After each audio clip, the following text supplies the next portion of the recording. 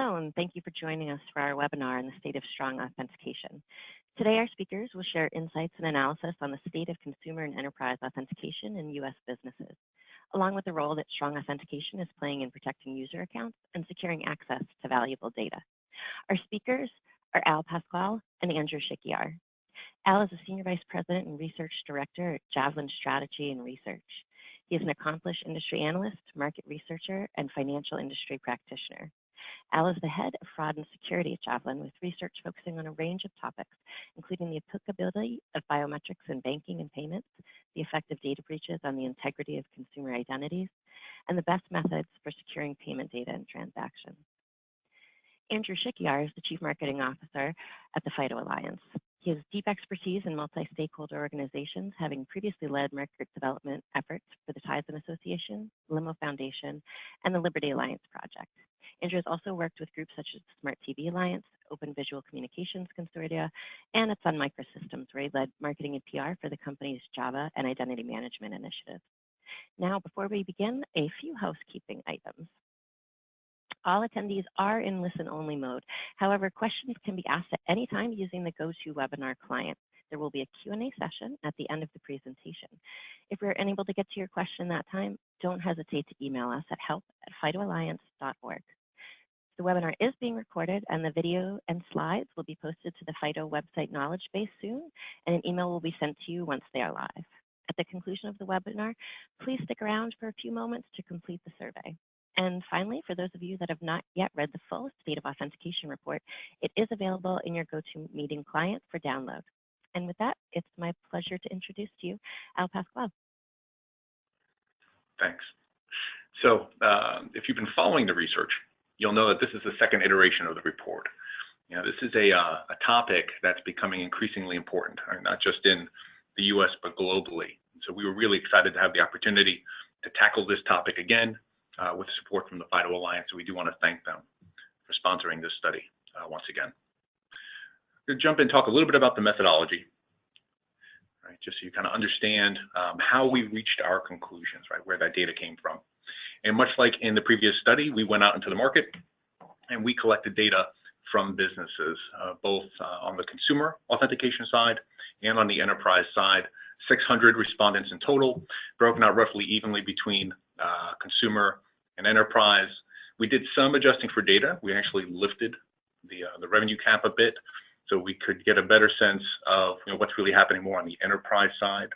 I think the small business part of the world is a little bit different, and so we did just some adjusting of the data to make sure we're doing like-to-like comparison. But fact of the matter is, good sample, right folks, and they were good enough to spend a lot of time with us answering questions. You'll see a bit of that today, but I really encourage you to pick up a copy of the report because we have a handful of slides here, with data, but we spent a lot of time, diving into the analysis and, cutting up the data and coming to some really interesting conclusions. And, the report is well worth reading.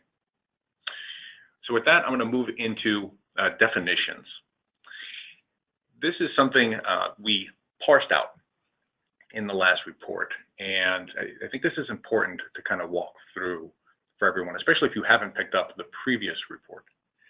When we think about strong authentication, generally people associate that, whether you're in the industry or not, you just have kind of a passing awareness of it. We tend to associate strong authentication with multi-factor authentication. You think about like strong customer authentication in PSD2, for example. That's really just multi-factor. When we think about what you read in like FFIEC guidance, when they talk about strong, they talk about strong multi-factor authentication. And ultimately, what we would argue is that traditional strong authentication really isn't strong. What we're really doing is layering multiple vulnerable factors. So the factors that can be intercepted, things that can be phished. And so we wanted to really define strong authentication. So when we talk about strong authentication in the study, what we mean is multi-factor authentication, but there needs to be at least one factor that uses cryptographically backed authentication.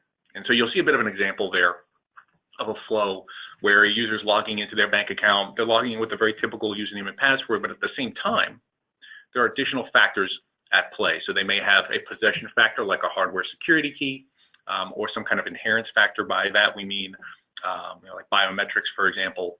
But that information, for the biometric login, right, biometric login piece, for example, is not transmitted to the relying party for verification. The verification is done on the device, and instead, public key cryptography is leveraged. Right? There's a key exchange. So none of that sensitive personal information ever leaves that user's device. Instead, it's one-time use only data, and it greatly reduces the risks of things like phishing. And so in this case, we've helped to close up a security gap that's really getting severely taken advantage of nowadays. Phishing is a huge problem. Authentication is largely the door into a lot of breaches that we see today.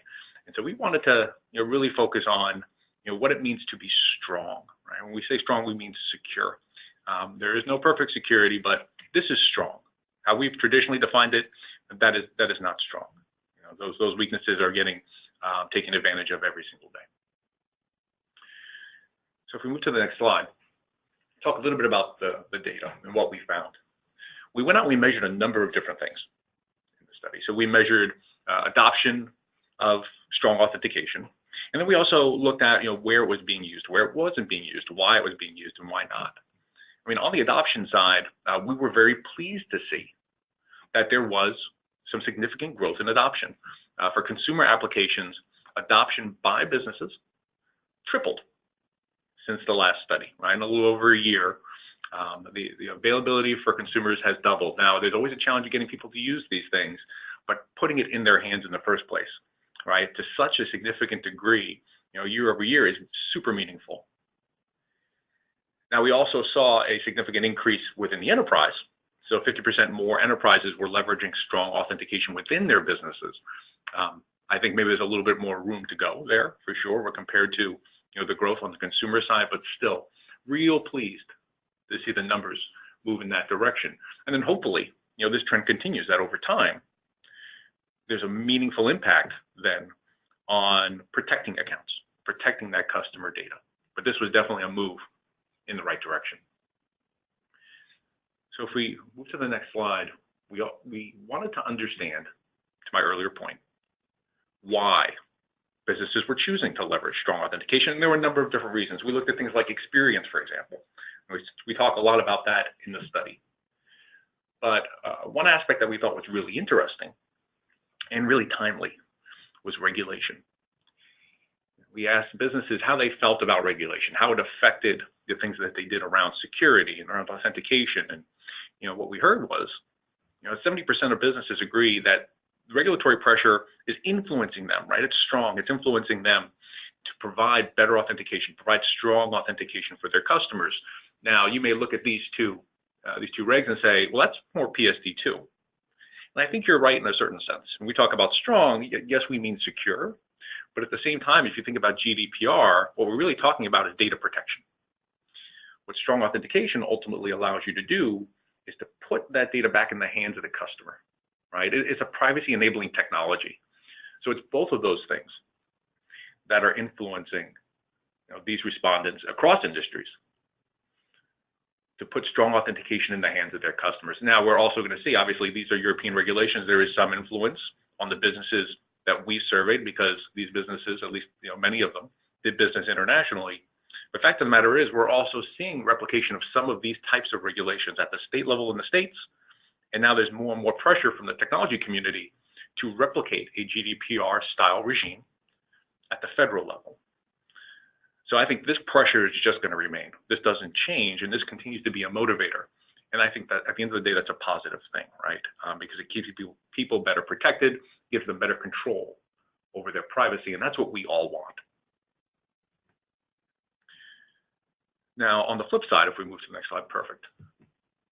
On the flip side, there are still holdouts, of course.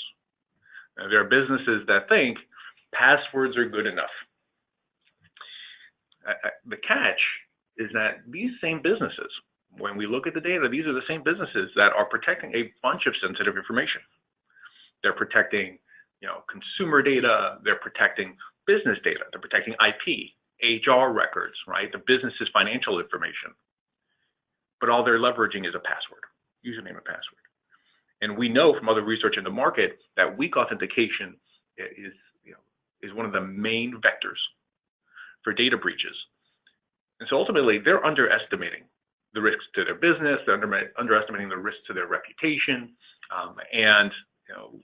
We try to understand. I mean, what's going on, right? Where is their head that they think that it's good enough? And I think at least part of it comes from this fact that they want easy and cheap. We talk about this quite a bit in the study as well. We talked about it, the last time around. We're biasing ourselves, or at least some organizations are biasing themselves when it comes to authentication towards the things that are easiest and cheapest. And it's not to say that strong authentication can't even be, easy and cost effective, but people are putting the blinders on. They're putting their business at risk, putting their customers at risk. So we made a number of different recommendations in the study. And, at this point, I don't know if I should be reading the Riot Act to SMS OTP, so there's one-time passcode you get by text. But fact of the matter is, it is among, if not the most common, I think that some of our other research is the most common, form of second factor. And there are just so many vulnerabilities at this point, right? Whether it's newly exploited vulnerabilities within network architecture, so I think SS7, you could just ask the folks over at Metro Bank in the UK how that works, right? It's malware interception, right, on the mobile device. There could be malware in the browser that grabs that one-time password. It could be porting, right, SIM swapping, where those messages will never reach the intended recipient. There's just so many ways now that they're vulnerable, that when you're trying to protect sensitive financial transactions, payments and purchases, or even healthcare information, we can't possibly rely on something that has so many security holes. And that's why we go back to this whole notion, right, of what is strong authentication.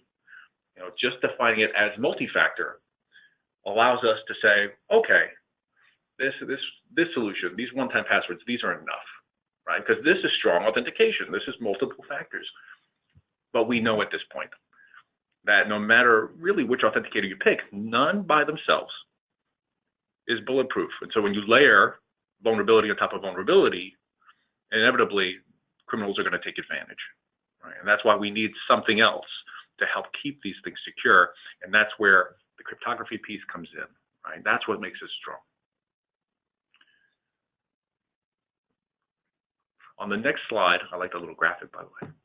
On the next slide, we talk about some case studies. So as part of the research, yes, we went out and we collected data from a bunch of different businesses. We broke it down by consumer and enterprise applicability, but we also wanted to have some real life examples. So in the study, you'll see a few case studies.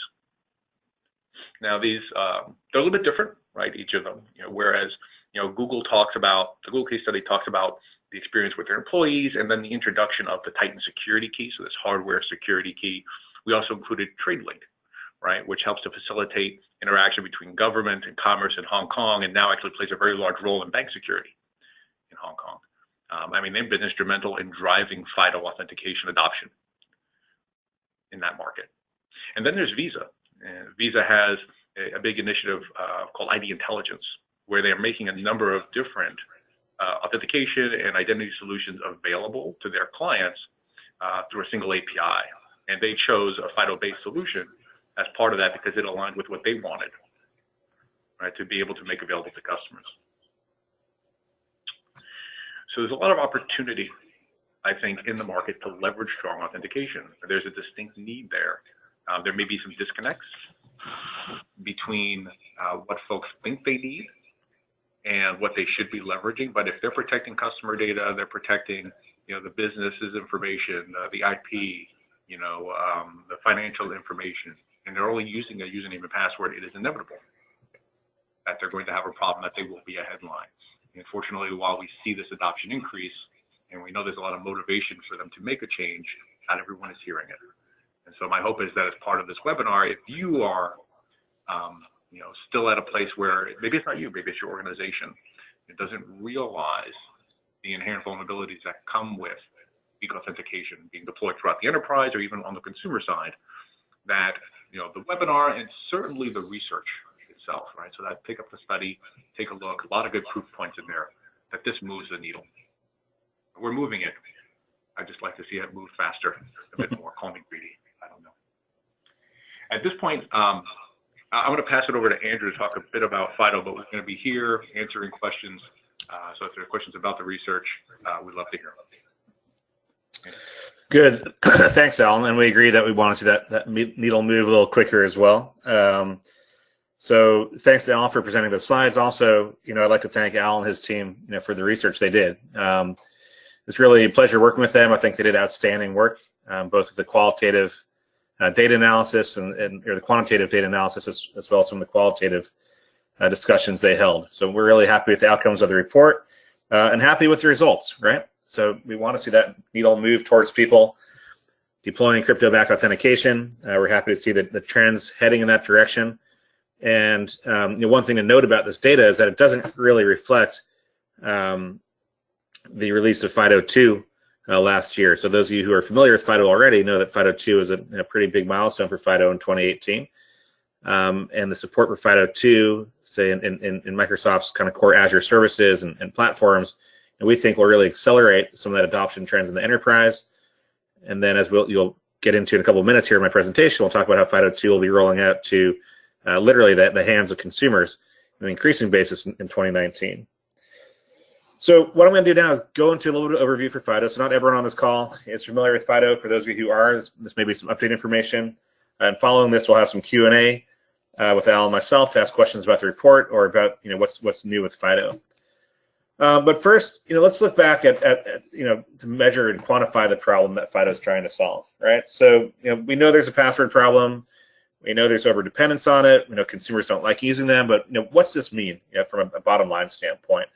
And what are some of the the key trends here? So data breaches continue to grow, right? And the vast majority of data breaches are caused by weak or stolen credentials, right? Data breaches are growing. Phishing attacks are on the rise. So you see here, that this says 1.8 phishing attacks were successful in 2017.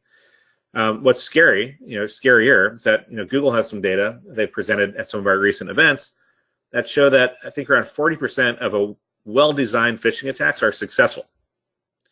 Right, so not just clicking on the email, but actually successfully phishing the end user. So these are well-designed attacks, so not your Nigerian prince, lottery ticket phishing email, but something that looks like a very reliable email from a relying party. So phishing is growing, the phishers are getting smarter, and as a result, the breaches are growing as well. Password reuse is a challenge, right? Passwords are unusable. So you either fall back to a lazy password as a user, or you reuse them across services, which is a big risk when credential harvests happen. Or if you make them too complex, you need to call for password resets, right? And so password resets cost real dollars. Around up to half of help desk calls are for password resets. They cost around $70 a reset. A large enterprise is spending upwards of $1 million a year on just password management and password reset management. All right, so those are hard costs to an enterprise. There's also an opportunity cost. All right, so Visa has a study that shows that nearly half of shopping cart abandonments are due to password issues. People don't like passwords, don't remember passwords. That's a huge opportunity cost and revenue cost for online businesses. So that's the problem that we're aiming to address, and we are seeing progress, and we're hoping to accelerate that progress. Let's talk a little bit about FIDO Alliance. For those of you who don't know, FIDO was launched in 2013, with a very audacious goal of trying to solve the world's password problem. Our focus is actually quite narrow, right? We're just developing authentication standards and addressing that part of the identity stack, if you will. If you look at this chart, this is our board of directors. The way I like looking at this chart is, if you ask yourself the question, what companies do you need to have sitting around the table to solve the password problem? You'd probably have a lot of logos that look like this. All right, so you have companies that are delivering consumer electronics devices and the underlying chipset architectures that people use every day. In the middle, you have experts in security and biometrics. Right, so these are both established companies like RSA and Synaptics, and OneSpan and also newer entrants to this space. Some of our key startup and emerging companies as well. Then last but not least, you have the companies whose very livelihoods depend upon the secure delivery of high assurance services. All right, so you see all the major payment networks in here. You see the banks, and you see e-commerce providers and social media providers such as Amazon and Facebook and all the other logos you see there. So collectively, this is a group that's leading the effort. This is our board of directors, and of course, there's dozens of other companies at the other levels of membership as well who are collectively working to create the specifications, the policy and business best practice documents, and go-to-market activities that comprise the scope of FIDO Alliance's work.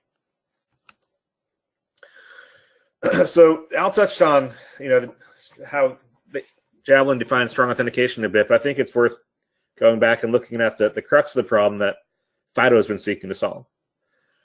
So historically, this is old authentication with passwords, right? So historically, the user inputs something into a device, which then transfers that information to the server where the shared secret is held and recognized.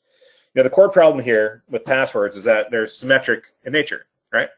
An attacker can steal them and use them to authenticate. So let's break this process down a little bit and where the risks stand. So first of all, as all the secrets are being stored on the server, they can be stolen, and they are stolen. Data breaches are somewhat inevitable. What's not necessarily inevitable is having shared secrets, authentication secrets on the server, if you go with the FIDO approach. A second weak point here is that the password might be entered into an untrusted app or website. This is phishing, right? So the device isn't inherently smart. There's nothing secure or inherently secure about how that device handles the authentication, so the user can be easily spoofed, as we saw earlier, into entering that password into an untrusted environment. Then you shift back to the user, and there's usability challenges, right? So we talked about password reuse, shopping cart abandonment, but also there's just a form factor issue, right? So they're inconvenient to type on a password, to type a password on phone or emerging devices. I struggle with this. We don't have BlackBerrys anymore. We have keyboardless phones. It's hard to A, remember the password and type it into your phone. Secondly, also as we look at where things are heading, with emerging devices that have no form factor to them, right? So IoT, other devices where there's really no way to input passwords. It's even more important to have a modern authentication foundation that protects the user authentication process. So let's move now to FIDO, right? And so the FIDO approach, the new authentication with FIDO. Core to the FIDO's approach is the introduction of the concept of the FIDO authenticator. You see that in the center of the screen.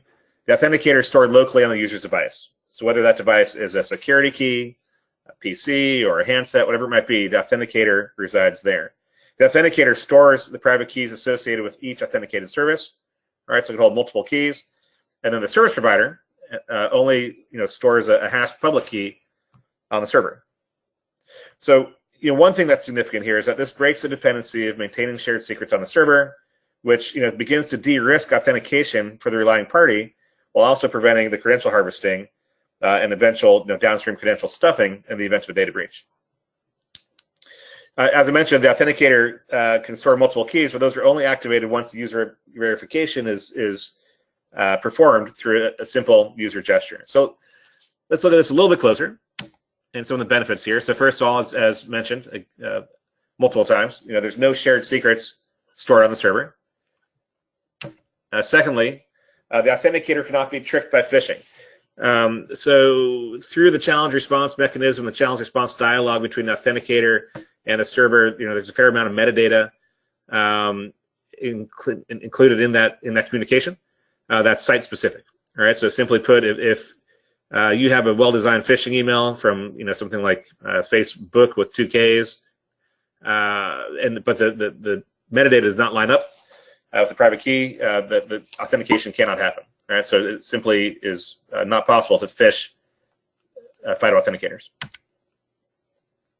Third, on the user side, there's nothing to remember. There's no friction added to the transaction process. So it's a simple user gesture to perform user verification, whether that's touching a security key, blinking an eye, doing a fingerprint scan. That's a simple user activity to enable the stronger authentication with this FIDO approach. So a little bit more on the FIDO Authenticator. So FIDO does not specify the modality for user verification, so long as it's happening locally on the device. So this can be a simple proof of possession by inserting a security key. It could be a PIN, a local PIN on your device, and of course, it could also be a variety of biometric modalities, which are stored safely on the device, never leave the device. So that, of course, sounds great for manufacturers of security keys and consumer electronics, but what's the benefits to the authenticator for relying parties? Well, there's several.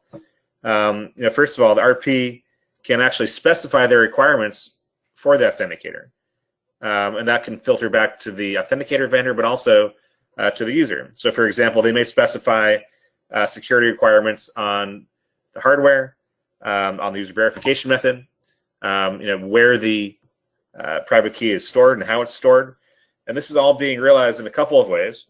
One, FIDO has a certified authenticator level certification program, which has varying degrees of designations based on how well protected the private key is.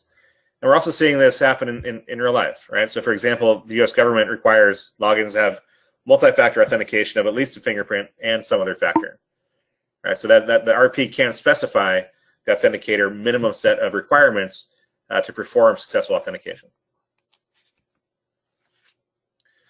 So all these concepts that we mentioned, of course, are being realized in FIDO specifications, right? So we look at this as having two types of user experiences: a passwordless experience, where you largely use biometrics to authenticate to a service, or a second factor experience, where you can still either supplement a password or eventually replace a password with a second factor security key to perform the authentication.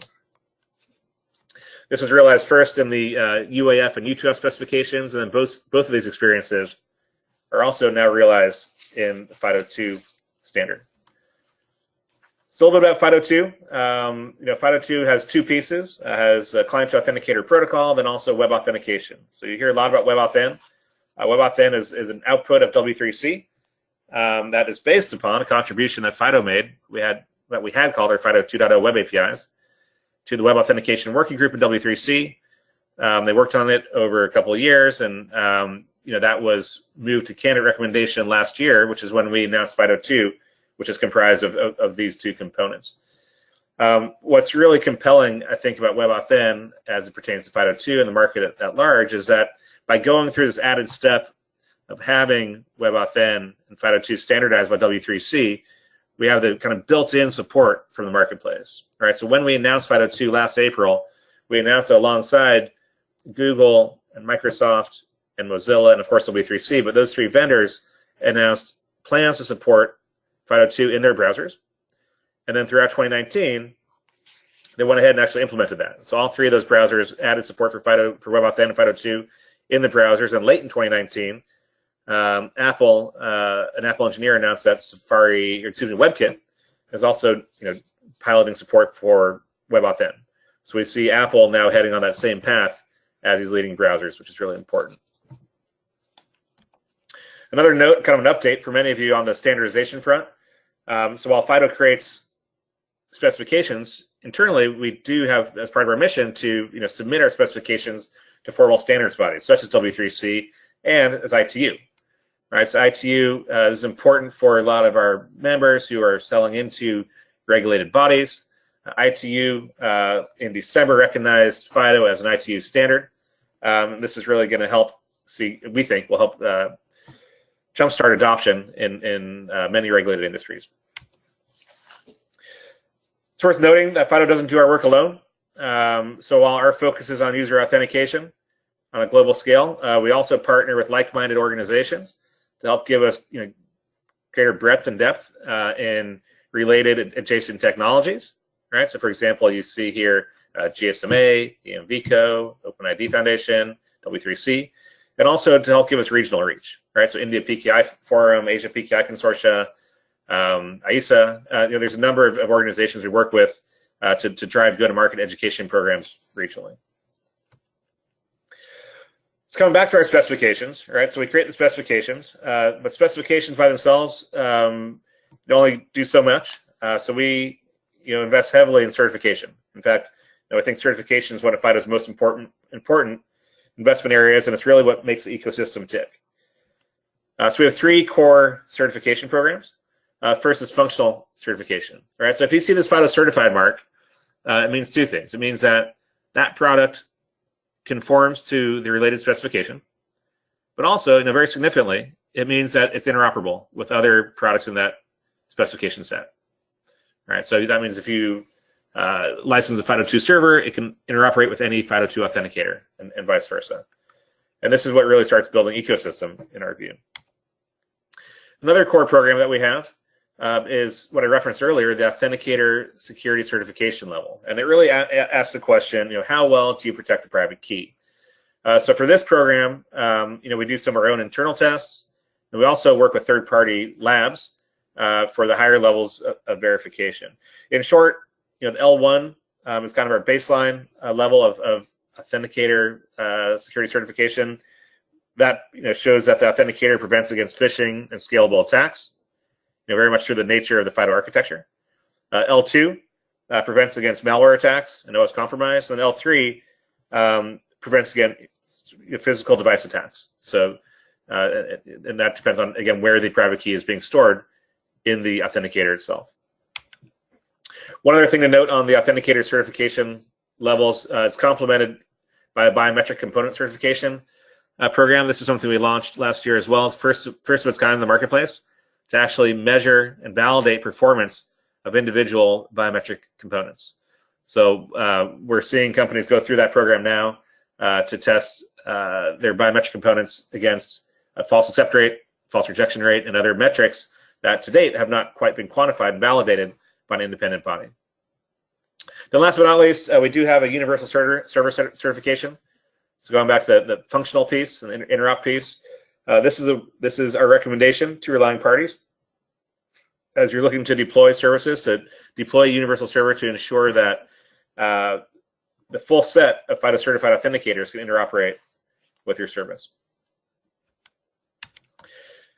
We've seen strong traction in FIDO certification. We have over 550 FIDO certified products on market. This slide looks a lot like our board slide. You see consumer electronics, hand system PCs that are FIDO certified. You see security keys, so both kind of traditional keys that have been pioneered by companies like Yubico, but also emerging form factors, right? So we have a fitness tracking company that has a ring. Motive has a FIDO authenticator ring that not only tracks your fitness, but can be used as a FIDO2 authenticator. We see gaming mice, so we see authenticators being built into more things. And then we have kind of the cloud and service solutions that can power your own FIDO2 or FIDO deployments by leading technology providers, but also a lot of the relying parties inside of FIDO are certifying their own servers, both to validate for their own testing purposes as they aim to deploy, but they also, some of them also have open source solutions on market that developers can use to start piloting your own FIDO deployment activities. I mentioned this earlier, but FIDO is now in the web browser in the OS, right? So we talked about the work you see in the top right with W3C and web authentication to bring FIDO into the browser. Two of the key platform backers of FIDO2, of course, were Microsoft and Google. So Microsoft's been very vocal about where FIDO2 fits into Windows Hello and Windows 10. And again, as I mentioned earlier, we think that's really going to jumpstart a number of deployments in the enterprise and beyond. And then a lot of the functionality of FIDO2 is also being brought directly into Android through Google's work. So that major mobile operating system will soon be very addressable for people seeking to deploy FIDO authentication to mobile and native apps for Android. So where's FIDO being used? We get this question a lot. So we have a lot of history of adoption with second factor support for strong user authentication. So of course, Google services, Facebook, Dropbox, GitHub, Salesforce, UK government services. For biometric and native apps, PayPal was the first FIDO app ever launched, and that's been joined by a number of banks, payment services, and consumer services on a global scale. And these are also being carried forward into FIDO2. All right, so ultimately, what spec supported really doesn't matter. What I think is most important here is that you're seeing a wide array of businesses serving different industries in different parts of the world, all standardizing on a FIDO-based architecture for user authentication. So in summary, to start wrapping things up here, FIDO is secure by design. It's based on public key cryptography. The keys stay on the device. There's no server-side shared secrets. No third party in the protocol. No linkability between accounts, and the biometrics never leave the device. Right. So this all comes down to what we were talking about earlier, the value of the FIDO authenticator and this modern approach to user authentication. And I want to close by noting that we do see FIDO as a future of user authentication, and the future is now. FIDO is very much an industry response to the world's password problem, right? So the specifications that we mentioned, were created by some of the world's largest companies with some of the brightest minds in security and authentication, who've poured thousands, if not tens of thousands, of development hours into these specifications, into our testing programs, and into their own productization. And the work's not done, right? So we continue to innovate inside of FIDO. The specifications are evolving. The go-to-market work, the deployment groups, working on establishing best practices, that work is ongoing and evolving. And as we head into 2019, as the ability to actually access FIDO2 and access FIDO authentication grows, our focus will continue to grow on enablement. So look for us to be engaging with developer communities and service providers to help them understand the benefits and also the how-to and the path towards deploying FIDO authentication to both their internal and external audiences. So, here's some added resources for you if you want to, follow FIDO. Hope you do follow us on Twitter already and on the web. And with that, I'd like to move to Q&A. So Al and I are here. I'm also joined by my colleague, Roland Aptui. Roland's a senior security engineer with FIDO Alliance. And Roland will be here to help answer any questions that if we get into more technical depth. So again, as you look at, here's how we're going to handle questions. There's a question dialog box on your GoToWebinar client. Please ask the questions in there. I'm going to moderate this. And give me a second here to catch up since I've been presenting. I haven't seen the questions coming in. One popular question we always get is, will these slides be shared? I can answer that one now. The answer is yes.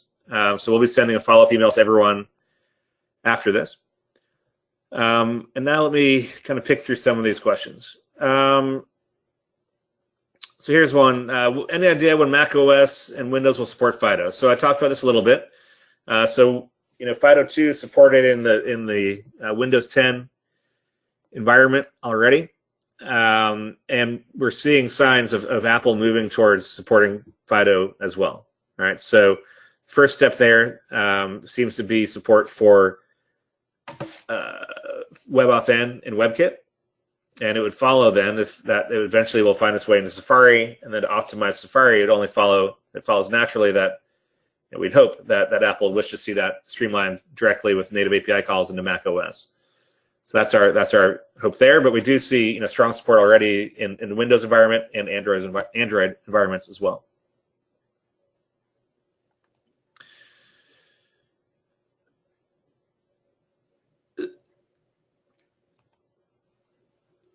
So here's a question here. Are there any online banking applications that offer FIDO authentication today as an option? So yes, part of the trick here is that FIDO is not really surfaced as a brand. Right? So I showed some examples earlier of banks who are using FIDO authentication primarily through a native app. Right? So that includes Bank of America, for example. There are in Korea a large number of banks support FIDO authentication for certificate signing.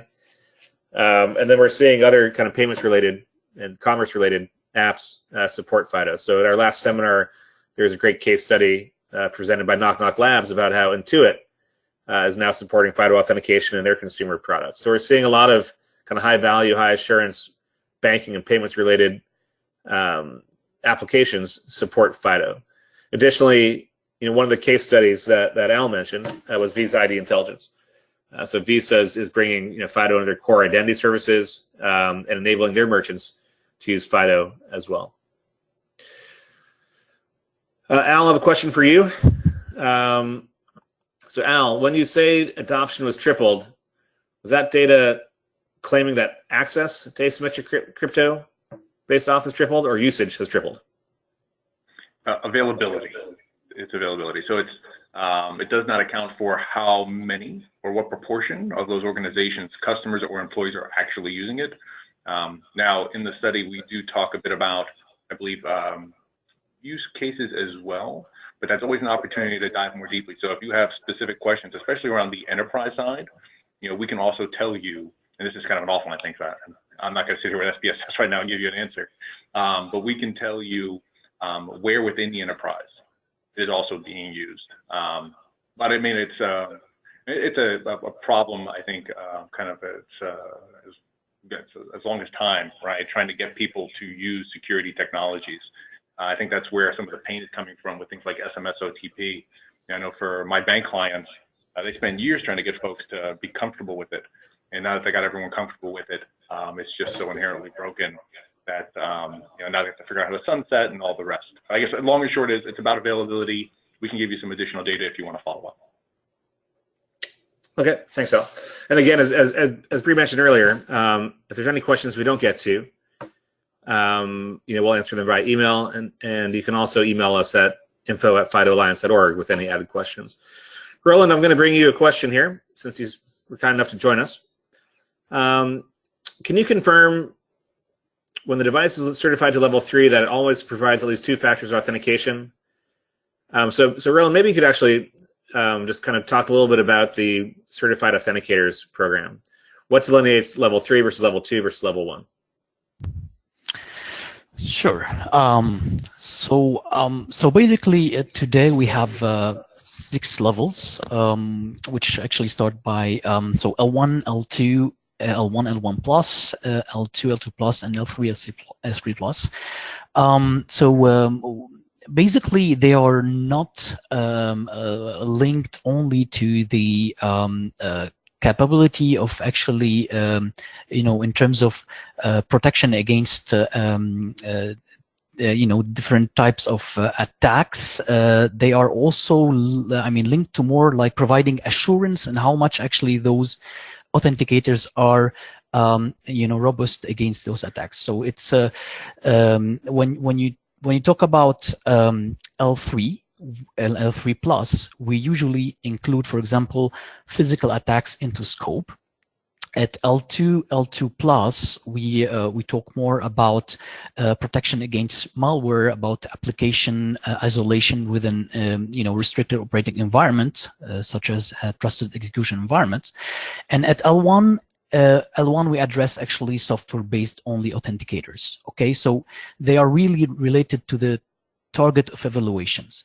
So we cannot say that it's L3 is, just to answer the question, confirms directly that at least the second factor is, the authenticator is a second factor, but it confirms actually that many other aspects, if the authenticator is a second factor, the protection of against physical attacks are provided at the level of assurance that we actually define in what we call actually the companion program, such as Common Criteria Certification Scheme. So I hope I answered the question. Yep.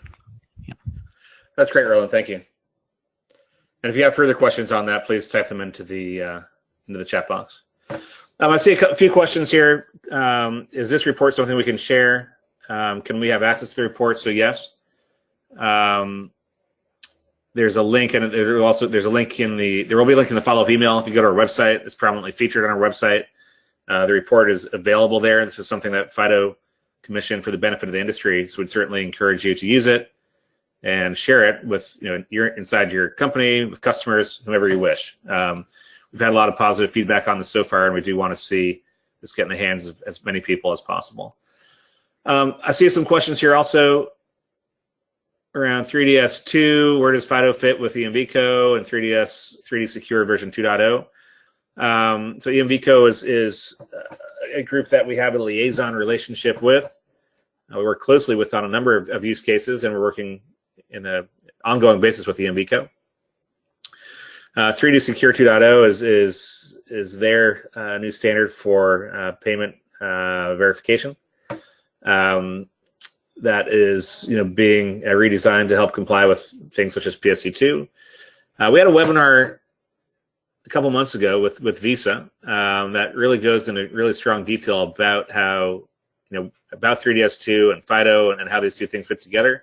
But in short, my short answer on this is that with 3DS2, FIDO can be used as an authentication mechanism. So FIDO biometrics can be used as an authentication mechanism to verify the user transaction. Whereas traditionally, that's forced an added action or an added communication to the user. This is a much more streamlined way to perform 3DS2's transactions using FIDO biometrics. So that's one reason why there's a lot of excitement around this work, and we're really happy to continue this work with EMVCO. So Roland, I have another question for you. Can interoperability tests be done remotely? Do you want to talk a little bit about our testing process? Sure. So for the moment, actually, we have so the two types of tests: the functional tests, so against actually conformity against the specifications, and that one actually can be done remotely. But we have actually what we call interoperability tests, and that actually is requiring your presence to be able to verify your authentication interoperability with different servers. So that for the moment actually is not provided remotely. Okay. So I have a question here. I'm going to change a little bit for you. Question around, here's a question. Today, many libraries challenge questions as a baseline which satisfy compliance and are easy for all users, but not ideal, as we all know. In the future environment, where's this heading in the future? So Al, what are your thoughts on, where does like knowledge-based authentication and some of the traditional means, how does that morph forward as we look at stronger user authentication? Does KBA go away? Is it just a factor in a risk score? How does this all come together in your view? Yeah, so I mean that whole KBA thing, we can thank FTC with the red flags rule, right, for kind of putting us in this weird position where we've interpreted that as meaning gotta have it, right? And I think they've come back now at this point, and they're open for comment, I believe. I mean, we may have passed that point already, but they are revisiting all of that, and so I expect that piece of it to change, right? Because everyone wants to be up on the letter of the law. So I mean, I think we're in a good place, right? So if that changes, they come back and say, this isn't helping anybody. They may even kind of stagger it, right? But I think that ultimately, Andrew, I think that goes away. There's such awareness now. I mean, especially with that agency and even other federal agencies around the risks inherent to static data points, which I mean, you could easily argue that traditional security questions are in essence just that. Right. I mean, they're very similar to a password, and so they're hyper aware. I mean, the FTC is taking companies to court on a pretty regular basis for breaches of sensitive personal information, even basic static information. So I see that just being swept away in time and being replaced. Can't say with certainty what their recommendations ultimately will be, or what they'll hope to see out of organizations in place of KBA, but I think that changes it quite a bit. And I really feel at this point, given the breadth of different technology available to us on the identity side and on the authentication side, that there are plenty of options that are far superior. So long and short, I mean, that's all moving in the right direction. Yes, it was driven by this compliance need, but government's smartened up at this point. Okay, thank you. Another question I see here: use of FIDO with IoT. All right, so we get this question a fair amount. Where does FIDO fit with IoT?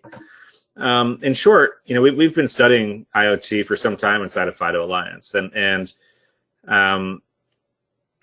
there's a couple ways to look at IoT. So the user verification piece, so the user workflow for like a smart home, for example, FIDO already addresses that use case, right? And we've seen a number of members kind of go to market with with solutions for that scenario, where for stronger user authentication for a smart home, right? And so we see a lot of work there already happening in IoT. The other area that FIDO is now exploring, and it's listed on our website, we have a study group focused on IoT and looking at potential expansion of where FIDO could go beyond just user authentication, and that's a potential future work area for FIDO for things like device authentication, which is currently under review by our board and may become a future work area for FIDO Alliance. But in short, I think there's a very natural fit for FIDO with, as I mentioned earlier, with IoT devices and emerging devices. Connected Car Consortia is a group that we work with, where user authentication doesn't have a natural interface, but it's even more critical that that user is strongly authenticated.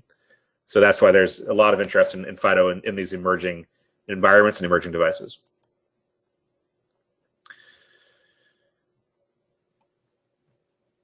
Looking through the question, another question about deployments. When are major banks going to be deploying FIDO? So again, there are many major banks who are deploying FIDO. They don't publicize it by choice.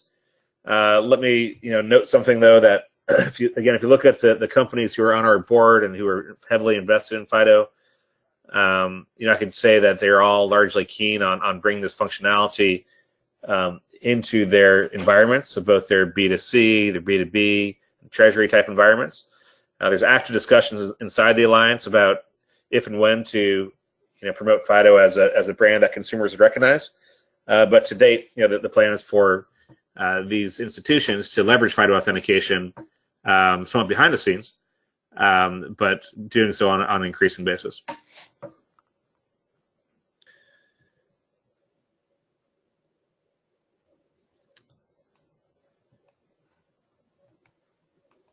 So let's see.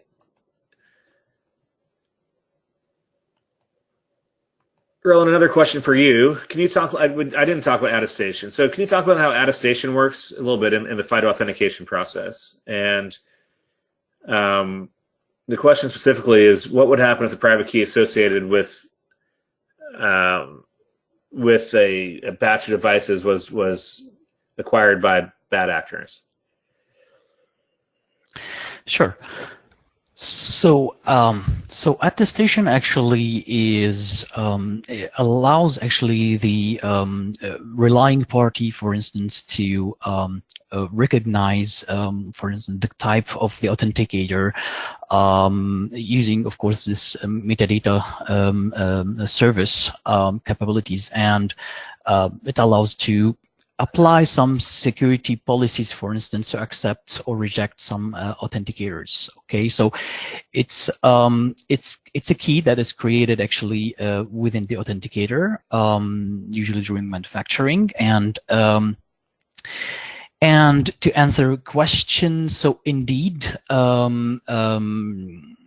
there is today actually sort of trade-off between privacy and security within FIDO, and it depends always on the type of implementation or the choice of implementations.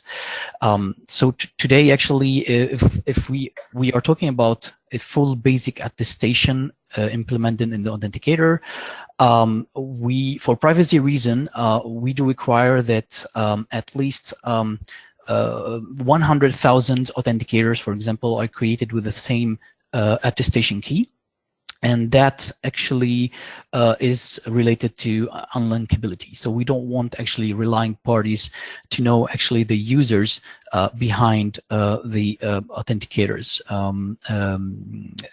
and actually, that's what we call correlation handle between them. So indeed, this is a trade-off. It is always actually under discussion to be sure actually that the impact it reduced at the moment. But actually what we recommend is actually that we moving towards is a different way, which actually allowed by the specification, which is related to the ECDAA, what we call direct anonymous attestation based, and this allows both privacy and secure implementation of authentication to be adopted. Okay, thank you. So I want to ask one last question here for Al, our kind of guest speaker today. Where do you see this all going? All right, so when are we going to see the percentage of holdouts for people who are still leveraging kind of shared secrets and weaker authentication? What's going to get people to move? When are we going to see the percentage of companies using crypto-backed strong authentication, to be upwards of, say, 70%, 80%? What's going to take to get there, and when do you think we'll get there, Al? Well, I mean, you really have to consider that, and it bears out in the data, right? These kind of more future-forward authentication mechanisms, largely found their home at first in the mobile channel. Hardware keys, are excluded from that statement, but I mean, they're just starting to get some really good penetration as well. The fact of the matter is, like biometrics, right? I mean, we talked about the year of biometrics for years, and it wasn't until Touch ID reared its head, and people got some familiarity, and now all of a sudden it's everywhere. I guess Andrew, part of my answer is, now that we can do things like strong authentication in the browser, I think that's going to lead to a real material change in adoption, because there are a lot of businesses, who they don't have an app, right? I mean, you think everyone has an app. A lot of businesses don't have an app. Especially think about the B2B space, for example. But they're doing a ton of business through the browser, and so I think that's really going to be a pretty significant driving factor. We'll see more password breaches for sure, and that's only going to push the needle further. But I think a big part of what was holding it back, as we were talking about, is single device form factor. And so once we get folks leveraging FIDO on the laptop, on the desktop, now we have those security keys that can come into play more readily across channels, and then obviously the out of band as well with the FIDO standard. I think all of it is going to really it's going to dramatically accelerate adoption. Are there other things that potentially push it further still? I mean, maybe regulation in the states around privacy, at a federal level. And so making sure that when we talk about authenticators, especially sensitive information like biometrics, that we require that to be kept with the customer, right? Or organizations simply say, look, I don't want responsibility for it on my server, so let's let the customer have it. I think that could be something else, but who knows when that's going to happen? No one can predict federal legislation. I think state level we'll see a lot of it, but at the federal level that may take some time. So there's some things there for sure. It's the web piece, I think the regulation piece, but this is now stuff, right? We're starting to see the state regulations come into play. Obviously, WebAuthn is a real thing, and so we're set up to see a nice phase of strong adoption of strong authentication. Excuse the play on words. Okay. Super. So thanks so much, Al. Thanks, everybody. Bree, if you want to move to the last slide, I can kind of wrap up here. So if we didn't answer your question, please reach out to us at help@FIDOalliance.org. That comes to all of us, and we'll answer your question. There is a handout in the GoToWebinar client here, which is a link to the report itself. You can find the report on our website. The recording and slides will be emailed to you. Last but not least, our ask is that you please take the survey once you shut down your GoToWebinar client. Your feedback is really helpful for us in shaping our webinar program moving forward. So we'd appreciate you taking just a moment to fill out that survey. So with that, Al, thanks again. Roland, thanks again. And thank you all for joining. We'll look forward to seeing you on a future FIDO webinar.